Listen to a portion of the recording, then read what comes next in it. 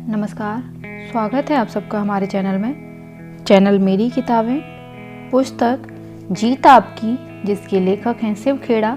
प्रस्तुत है पुस्तक का अगला भाग। हमारी सबसे बड़ी वचनबद्धता क्या है? अगर हम अनजाने में ऐसे गलत या अनैतिक वचन दे बैठें जो हमारे मूल्यों और आत्मा की आवाज़ के खिलाफ हों, तो ऐसे हाल में हमें क्या करना चाहिए? ऐसे हाल में हमारी सबसे बड़ी वचनबद्धता इस बात पर दोबारा गौर करने की होगी कि उस वचन को निभाएं या तोड़ें। मूल्यों के प्रति वचनबद्धता। वफादारी खरीदी नहीं जा सकती, इसे कमाया जाता है। और हम किसके प्रति वफादार होते हैं? व्यक्तियों के प्रति या संगठनों के प्रति? तो जवाब है, इनमें से किसी के प्रति नहीं। हमारी वफादारी मूल्यों और सिद्धांतों के प्रति होती है। जहाँ मूल्यों में टकराव हो, वहाँ लोग न तो एक साथ एक ही घर में रह सकते हैं, ना ही एक संगठन में साथ काम कर सकते हैं। जब कोई इंसान किसी व्यक्ति या संगठन से वफादारी या वचन निभाने का वादा करता है, तो वह वास्तव में क्या कहता है? वह कहता है, मैं तुम्हारे साथ हूँ, क्योंकि जिस चीज़ में तुम यकीन रखते हो उसी में मैं भी रखता हूँ। अगर मेरी वचनबद्धता किसी ऐसे नेता, जीवन साथी, मालिक या कर्मचारी के प्रति है जो नशीली दवाओं का व्यापारी या दुश्मन देश का जासूस बन जाता है, तो मुझे क्या करना चाहिए? क्या उसका साथ देना इसलिए जारी रखूं क्योंकि मैंने पहले वचन दिया हुआ है? बिल्कुल नहीं। मैंने अनैतिक और गैरकानूनी व्यवहार को समर्थन देने का वचन नहीं दिया था। वचन ना निभाने का नतीजा होता है परिवार का टूटना, अधूरी जिंदगी, लावारिस बच्चे, व्यापार में नुकसान, कमजोर रिश्ते, अकेलापन, भारी तनाव, मायूसी, शर्मिंदगी। वचन दें और उन पर कायम रहें। नैतिकता। गलत फैसले और बुरी जिंदगी के लिए खराब हालात को दोषी नहीं ठहराया जा सकता। नैतिक मूल्य और सिद्धांत सिर्फ अच्छे दिनों के लिए नहीं बने हैं, बल्कि वे बुरे दिनों से भी बचाते हैं। वे किसी देश के कानून की तरह हैं जिनकी ज़रूरत जब नागरिक अच्छे हों तब तो पड़ती ही है, मगर उससे भी ज़्यादा उनकी ज़रूरत बुरे लोगों से बचाव करने के लिए भी पड़ती है। हर चुनाव सिद्धांत आधारित चुनाव नहीं होता है। मिसाल के तौर पर, कैसे कपड़े खरीदें या कैसा टीवी खरीदें, यह व्यक्तिगत चुनाव है जो इस पर निर्भर करता है कि हमारे लिए क्या ठीक है। इन कामों में नैतिकता या अनैतिकता का सवाल नहीं उठता। व्यक्तिगत चुनाव मन की पसंद पर आधारित होता है, न कि ठोस यथार्थ पर। हालांकि ऐसे मामलों में नैतिकता का मसला नहीं जुड़ा होता, फिर भी जिम्मेदारी की भावना बनी रहनी चाहिए।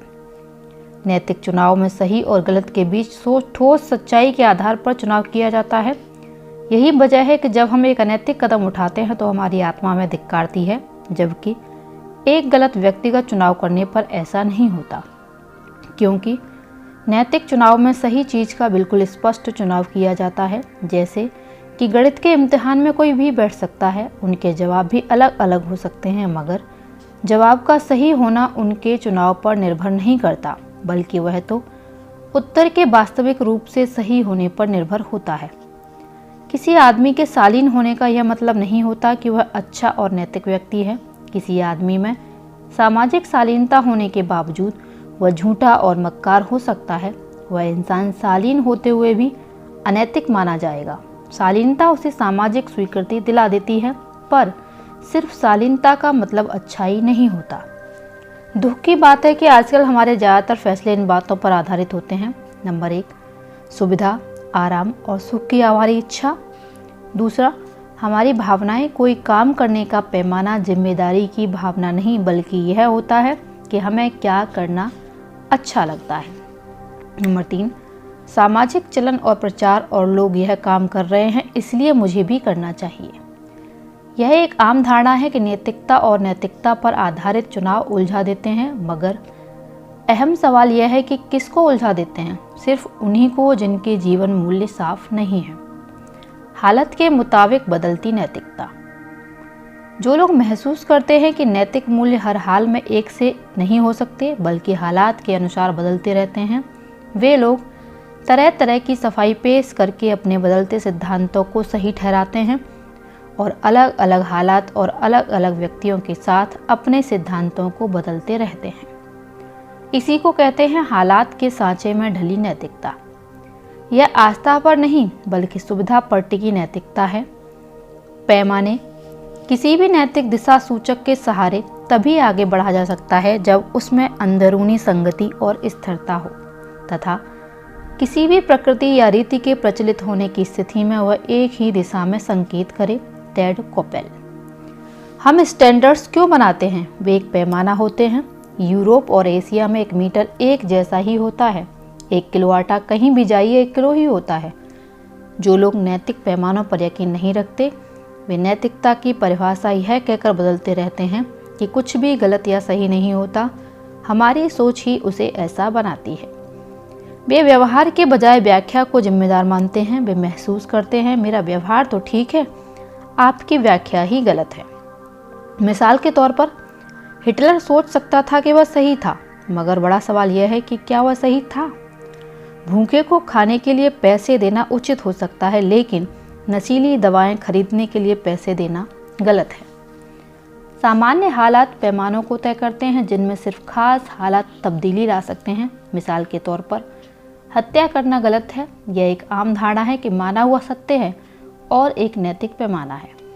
आत्मरक्षा के लिए की गई हत्या को इस नैतिक पैमाने का अपवाद माना जाता है, लेकिन किसी को हत्या करने की छूट इसलिए नहीं मिल सकती कि आज मौसम अच्छा है या उसका दिल कर रहा है। हमारे नैतिकता के स्तर का पता इस बात से भी चलता है कि हम कैसे सलाहकार और कैसे सप्लायर चुनते हैं, कैसे खरीदारों से नाता रखते हैं और अपने फुर्सत का वक्त कैसे बिताते हैं। अलग अलग संस्कृतियों में लोगों की अलग अलग राय और मत हो सकते हैं, मगर निष्पक्षता, न्याय, निष्ठा और वचनबद्धता जैसे मूल्य सर्वव्यापी और शाश्वत हैं। उनका संबंध किसी खास संस्कृति से नहीं होता। ऐसा कभी नहीं हुआ कि समाज में कायरता के मुकाबले में वीरता को सम्मानित न किया गया हो। न्याय और नैतिकता में ये गुण शामिल हैं। एक दूसरे के मनोभावों को समझना, निष्पक्षता, घायलों, बीमारों और बूढ़ों के लिए हमदर्दी, समाज के व्यापक हितों का ध्यान। ज़्यादा लोगों के एक बात पर सहमत होने का मतलब यह नहीं है कि वह बात सही है। मिसाल के तौर पर यदि किसी देश के नागरिक उस देश के सभी नीली आंखों वाले लोगों से वोट देने का हक छीनने के लिए मतदान करें तो उसे सही नहीं माना जाएगा। समाज के व्यापक हितों का ध्यान गुरुत्वाकर्षण के नियमों की तरह ही नैतिकता के बुनियादी मूल्य सर्वव्यापी है। जिस तरह अनुशासन के बिना आज़ादी बर्बादी लाती है, उसी तरह मूल्यों और सिद्धांतों के बिना समाज नष्ट हो जाता है। अगर सचमुच सिद्धांतों का सही या गलत होना हर एक की राय पर ही निर्भर है, तो फिर किसी अपराधी को जेल में नहीं भेजना चाहिए। एक समाज अच्छा या बुरा उसके नागरिकों के नैतिक मूल्यों के आधार पर बनता है। इन्हीं नैतिक मूल्यों से समाज को शक्ति मिलती है। कुछ लोग सापेक्षता के सिद्धांत में विश्वास करते हैं, लेकिन वे अपनी विडंबनाओं में ही फंसकर रह जाते हैं। वे कहते हैं सब कुछ सापेक्ष है।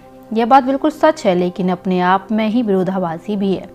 गलत और सही, ईमानदारी और बेईमानी में फ़र्क करने के लिए पहले हमें इनके वजूद की मौजूदगी को मानना होगा। जैसे किसी चीज़ का लेवल बदलने से चीज़ नहीं बदल जाती, ठीक वैसे ही नाम बदलने से उसका मतलब नहीं बदल जाता। गिरे हुए नैतिक मूल्यों को नए नए नाम देकर अधिक स्वीकार योग्य बनाने की कोशिश की जा रही है और मीडिया अनैतिकता को ग्लैमराइज कर रहा है। झूठ बोलने वालों को बहिर्मुखी और कल्पनाशील बताया जा रहा है। किसी व्यक्ति को नैतिक शिक्षा दिए बिना वैचारिक शिक्षा देना समाज के लिए संकट को न्योता देना है। 1993 में जब कोलंबिया यूनिवर्सिटी के प्रेसिडेंट माइकल सोबर्न ने इस्तीफा दिया तो एक रिपोर्टर ने उनसे पूछा कि क्या कोई काम उनसे अधूरा छूट गया है। सोबर्न ने जवाब दिया, हाँ, बस एक ही काम बाकी रह गया है। उन्होंने नैतिक शिक्षा की कमी की तरफ इशारा करते हुए कहा, एक आम स्टूडेंट को इस बारे में कोई शिक्षा नहीं दी जाती। ज़्यादातर शिक्षक इन विषयों को छूने से कतराते हैं। नैतिक शिक्षा देना माँ बाप की जिम्मे छोड़ दिया जाता है। नतीजा यह है कि देश में नई पीढ़ी को नैतिकता और सिद्धांतों की शिक्षा पहले से भी कम मिल रही है, जबकि उसे इसकी बहुत ज़्यादा ज़रूरत है। सिद्धांतों और नैतिक मूल्य कोई धर्म नहीं है, ये एक शांतिप्रिय समाज के लिए जरूरी सूझबूझ भरे व्यवहार के सिद्धांत हैं। नैतिकता और कानून, किसी व्यक्ति को यह सोचकर दुखी नहीं होना चाहिए कि उसने अच्छा काम किया लेकिन औरों ने बुरा काम किया। अगर किसी ने अकेले ही सही काम किया तो उसने उचित किया, और यदि गलत काम किया हो तो पूरी मानव जाति की स्वीकृति भी उसके काम को उचित सिद्ध नहीं कर सकती। Henry fielding. ज़्यादातर लोग इस बात से सहमत होंगे कि नैतिकता और कानून एक ही चीज़ नहीं है। जो बात नैतिक हो सकती है वह कानून के दायरे में भी हो सकती है और नहीं भी। इसका उल्टा भी उतना ही सच है। मिसाल के तौर पर, नंबर 1, एक जीवन बीमा सेल्समैन ज़्यादा कमीशन पाने अपने ग्राहक को सबसे उपयोगी पॉलिसी बेचने के बजाय अनुपयुक्त पॉलिसी बेचता है। उसका काम कानूनी तो है मगर अनैतिक और सिद्धांत के खिलाफ है। नंबर 2, एक नौजवान अधिकारी कार की पिछली सीट पर खून से लथपथ पड़े अपने जख्मी बच्चे को बचाने के लिए स्पीड लिमिट से तेज गाड़ी चला रहा है। ऐसी स्थिति में शायद ही कोई उससे कानून तोड़ने संबंधी नैतिकता का प्रश्न उठाएगा। उस बच्चे का जीवन बचाने के लिए डॉक्टरी सहायता उपलब्ध न कराना सिद्धांत के खिलाफ होगा, फिर चाहे इसके लिए ट्रैफिक के नियमों को तोड़ना ही क्यों न पड़े। कानून न्यूनतम पैमाने तय करता है, जबकि नैतिकता और मूल्य इन पैमानों से काफ़ी आगे जाते हैं। नैतिकता और मूल्य निष्पक्षता और न्याय पर आधारित हैं। ये लोगों को खुश या नाखुश करने के लिए नहीं है। ये लोगों की ज़रूरतों और अधिकारों का सम्मान और इज्जत करने के लिए है। जीवन का उद्देश्य। इच्छाएं कई तरह की होती हैं। सफल होने की इच्छा, अपनी खुशी की कीमत पर भी अपना कर्तव्य निभाने की इच्छा, मकसद पाने की इच्छा, जीवन को अर्थ देने वाली किसी चीज़ के लिए मर मिटने की इच्छा। अपनी आत्मा को बेचकर सारी दुनिया हासिल कर भी ले तो उसका क्या फ़ायदा है। एक उद्देश्यहीन जीवन जीते ही जी मरने के समान है। आपका उद्देश्य क्या है? क्या आपके पास कोई उद्देश्य है? उद्देश्य लगन पैदा करता है। एक उद्देश्य पाइए या बनाइए, फिर उसे लगातार लगन एवं दृढ़ता से पूरा कीजिए। हर रोज़ खुद से सवाल पूछना चाहिए, क्या मैं जीवन में अपने उद्देश्य के करीब पहुंच रहा हूं? क्या मैं दुनिया को रहने लायक एक बेहतर जगह बना रहा हूं? अगर जवाब ना है तो मैंने आज अपने जीवन का एक दिन बर्बाद कर दिया। जिंदगी हमें उसी हिसाब से देती है जिस हिसाब से हम उसे देते हैं। हम जीवन में अपने उद्देश्य जितनी जल्दी ढूंढ लें उतना ही अच्छा है। ऐसा लगता है कि जीवन में उद्देश्य खोजने की अनंत तलाश ही सबसे बड़ी चुनौती है। यह सिर्फ व्यक्ति के साथ ही नहीं बल्कि हमारे परिवारों, संगठनों और देश के साथ भी होता है। एक बार हमारा उद्देश्य और नैतिक मूल्य साफ हो जाए तो व्यक्तिगत फायदों और सामाजिक जिम्मेदारियों के बीच के संघर्ष में एक नैतिक संतुलन आ जाता है। हम जागरूक हो जाते हैं कि कब दृढ़ता से खड़ा होना है। तब हम फौरन फ़ायदा हासिल करने के लिए गलत फैसले करने के बजाय दूर के फ़ायदे की सोचकर सही फैसले करने लगते हैं। समझदारी और परिपक्वता से बड़े मुद्दों के बारे में बेहतर समझ पैदा होती है। पढ़ो ऐसे कि जैसे तुम्हें सदा जीना है, जियो ऐसे कि तुम्हें कल ही दुनिया से चले जाना है। महात्मा गांधी। दूसरों की मदद किए बिना हम अपनी मदद नहीं कर सकते हैं। दूसरों को फ़ायदा पहुंचाए बिना हम खुद को फ़ायदा नहीं पहुंचा सकते। दूसरों को खुशहाली दिलाए बगैर हम खुद खुशहाल नहीं हो सकते। Janet Cole, Spelman college. Janet Cole ने एक बार कहा, मुझे ऐसा व्यक्ति दिखाओ जो साधारण स्तर से संतुष्ट हो, तो मैं तुम्हें ऐसा व्यक्ति दिखाऊंगी जिसकी किस्मत में असफल होना लिखा है। जिंदगी तमाशबीनों का खेल नहीं है। हम चुपचाप बैठकर कुछ होते हुए नहीं देख सकते हैं। जिंदगी को सार्थक बनाने के लिए एक उद्देश्य को खोजना और उसे पाने की कोशिश करना जरूरी है। उद्देश्य के साथ जीना। हम सभी इस धरती पर एक उद्देश्य के साथ भेजे गए हैं। हम इस विशाल तस्वीर का एक हिस्सा हैं, लेकिन बहुत कम लोग ही जीवन में अपने उद्देश्य को खोज या पहचान पाते हैं। हम में से ज़्यादातर लोग सिर्फ जीते हैं और अपने समय को सार्थक बनाने के बजाय अपने दिन गिनते रहते हैं। डॉक्टर अल्बर्ट आइंस्टीन से एक बार पूछा गया, हम यहाँ क्यों आए हैं, तो उन्होंने जवाब दिया, अगर दुनिया एक एक्सीडेंट की देन है तो हम भी एक्सीडेंट की देन हैं। अगर इस दुनिया के होने का कोई मकसद है तो हमारे होने का भी कोई मकसद है। और वे आगे बोले, मैं भौतिक विज्ञान को जितना ही पढ़ता हूँ उतना ही आध्यात्मिक ज्ञान की तरफ खिंचता जाता हूँ। मैं उस काम में असफल होना पसंद करूँगा जो आखिर में सफल होगा, बजाय उस काम में सफल होने के जो आखिर में असफल होगा। Woodrow Wilson. हम अपने जीवन मूल्य कहाँ से सीखते हैं? मैंने हाल ही में एक ऐसे शिक्षक के बारे में पढ़ा जो टीनेक, न्यू जर्सी, अमेरिका में हाई स्कूल स्तर के छात्रों को जीवन मूल्यों के बारे में पढ़ा रहे थे। क्लास की एक लड़की को $1000 से भरा पर्स पड़ा मिला और लड़की ने वह उसके मालिक को दे दिया। शिक्षक ने छात्रों की राय जाननी चाहिए। क्लास के हर छात्र ने उस लड़की को बेवकूफ़ बताया। ज़्यादातर छात्रों का यह मानना था अगर कोई अपने सामान के प्रति लापरवाह है तो उसे इस बात की सज़ा मिलनी चाहिए। जब शिक्षक से पूछा गया कि उसने बच्चों से क्या कहा तो उसने जवाब दिया, मैंने कुछ भी नहीं कहा। अगर मैं उन्हें यह बताऊं कि क्या सही है और क्या गलत तो मैं उनका काउंसलर नहीं माना जाऊंगा। मैं अपने विचार उन पर नहीं लाद सकता। अगर हम नैतिकता अपने माँ बाप और शिक्षकों से नहीं सीखेंगे तो फिर किससे सीखेंगे? और जब वे हमें नैतिक शिक्षा नहीं देते तो हम उन्हें अनजाने ही टेलीविज़न और दूसरे गलत जरियों से सीखने लगते हैं। कोई आश्चर्य की बात नहीं है, इससे समाज में गंदगी फैल जाती है। ऊपर जिस शिक्षक का उदाहरण दिया गया है वह न केवल विकृत जीवन मूल्यों वाला और गैर जिम्मेदार है बल्कि उसे हमारे बच्चों को पढ़ाने का हक भी नहीं है। जीत और विजेता में फ़र्क। जीत और विजेता में क्या फ़र्क है? जीतना एक घटना है, विजेता होना एक भावना है। विजेता जीत को अपने सिद्धांतों के तराजू पर तौलते हैं। 3 प्रेरक विजेता। नंबर 1, ओलंपिक में भाग लेना जीवन की बहुत बड़ी घटना मानी जाती है। लॉरेंस लेमिएक्स ओलंपिक में नाव की रेस के दौरान मुसीबत में फंसे अपने एक प्रतियोगी की मदद करने के लिए रुक गए। सारी दुनिया देख रही थी। अपने जीतने की इच्छा से ज़्यादा दूसरे के जीवन की रक्षा करने को उन्होंने प्राथमिकता दी। हालांकि वे नौका दौड़ में नहीं जीते, फिर भी विजेता थे। सारी दुनिया के राजा और रानियों ने उनका सम्मान किया क्योंकि उन्होंने ओलंपिक की भावना को जीवित रखा। Number 2, Ruben Gonzalez racquetball की विश्व चैंपियनशिप फाइनल मैच खेल रहे थे। फाइनल खेल में मैच पॉइंट पर गोंजालेस ने बहुत अच्छा शॉट खेला। रेफरी और लाइन्समैन दोनों ने उनके शॉट को सही बताया और उन्हें विजेता घोषित कर दिया। मगर गोंजालेस ने थोड़ा रुकने और हिचकने के बाद पीछे मुड़कर अपने प्रतिद्वंदी से हाथ मिलाते हुए कहा, शॉट गलत था। नतीजा यह हुआ कि वे सर्विस हार गए और मैच भी। हर कोई हैरान रह गया। कौन सोच सकता था कि एक खिलाड़ी जिसके हक में सारी बातें हों हार को इस तरह गले लगा लेगा। जब पूछा गया उन्होंने ऐसा क्यों किया तो गोंजालेस ने जवाब दिया, अपने ज़मीर को बनाए रखने के लिए मेरे पास यही एक रास्ता था।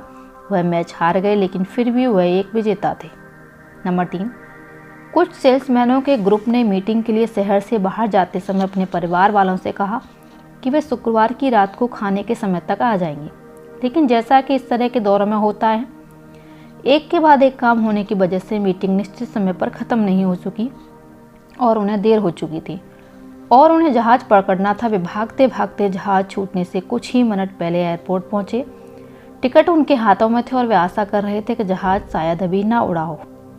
इसी भागदौड़ में उनमें से एक उस मेज से टकरा गया जिस पर फलों का एक टोकरा रखा था। सारे फल इधर उधर बिखर गए और ख़राब हो गए, लेकिन उनके पास रुकने का समय नहीं था। वे दौड़ते रहे और जहाज़ के अंदर पहुंचकर उन्होंने चैन की सांस ली, सिर्फ एक को छोड़कर।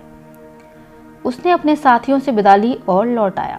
उसने जो कुछ देखा उससे उसे एहसास हुआ कि उसने बाहर आकर ठीक किया है। वह उस गिरी हुई मेज के पास गया और उसने मेज के पीछे एक 10 साल की अंधी बच्ची को देखा जो रोजी रोटी के लिए फल बेचती थी। उसने कहा, मुझे उम्मीद है कि हमने तुम्हारा दिन खराब नहीं किया है। उसने $10 जेब से निकाल कर उस लड़की को दे दिए और कहा कि यह तुम्हारा नुकसान पूरा कर देगा। इसके बाद वह चला गया। लड़की यह सब कुछ तो देख न सकी, लेकिन दूर जाते कदमों की धीमी पड़ती आवाज़ को सुन उसने जोर से आवाज़ लगाई, क्या आप भगवान हैं? उस सेल्समैन का जहाज़ तो छूट गया, लेकिन क्या वह विजेता नहीं था? यकीनन था। कोई बिना मेडल के भी विजेता हो सकता है और यदि जीत को सही नज़रिए से ना देखा जाए तो वह मेडल जीतने के बाद भी हारा हुआ हो सकता है। इस ऑडियो में इतना ही। मिलती हूँ अगली ऑडियो में पुस्तक के अगले भाग के साथ। तब तक के लिए धन्यवाद। आपका दिन शुभ हो।